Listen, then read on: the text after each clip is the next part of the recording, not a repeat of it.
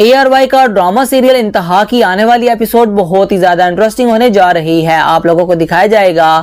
جیسے جیسے انم کی شادی کے دن قریب آتے جا رہے ہیں تو عظمیٰ بیگم اپنی بیٹی کو بہت ہی لاڈ سے اپنے پاس بٹھاتی ہے اور سسرال میں رہنے کے رنگ ڈھنگ سکھاتی ہے اور کہتی ہے کہ دیکھو انم، اب جب تم اپنے سسرال میں بیاہ کر چلی جاؤ گی تو بیٹا تمہیں اپنے آپ پر اور اپنی خواہشات پر تھوڑا سا قابو پانا ہوگا۔ تم جانتی ہو نا کہ سسرال میں رہنے کے لیے کمپرومائز کرنا ہوتا ہے اور تمہیں بھی کمپرومائز سے ہی چلنا ہوگا۔ یہ بات سن کر انم کہتی ہے کہ امی، آخر زینب کا بھی یہ سسرال ہی ہے نا، تو زینب تو کوئی کمپرومائز نہیں کر رہی۔ آپ نے دیکھا ہے نا کہ مجھے چوٹ لگی تھی، اس کے بعد بھی اس نے میری خیریت نہیں پوچھی اور نہ ہی اس نے مجھ سے معافی مانگی تھی۔ یہ بات سن کر عظمیٰ کہتی ہے کہ دیکھو بیٹا، ان باتوں کے بارے میں مت سوچو، تم جانتی ہو نا کہ تم اس گھر میں چند دن کی مہمان ہو اور جب مہمان بن کر آؤ گی تو زینب تمہاری خوب خدمت کرے گی۔ تو ناظرین، نیکسٹ سین میں آپ کو یہ بھی دکھایا جائے گا آگے سے زینب اس کی باتیں سن لیتی ہے اور بہت زیادہ دکھی ہو جاتی ہے اور کہتی ہے کہ واہ کیا بات ہے، اپنی بیٹی کو تو سسرال میں رہنے کے طریقے سکھا رہی ہیں آپ، لیکن یہاں پر کسی کو میری خوشیوں کی بھی پرواہ نہیں ہے، کسی کو میری بھی فکر نہیں ہے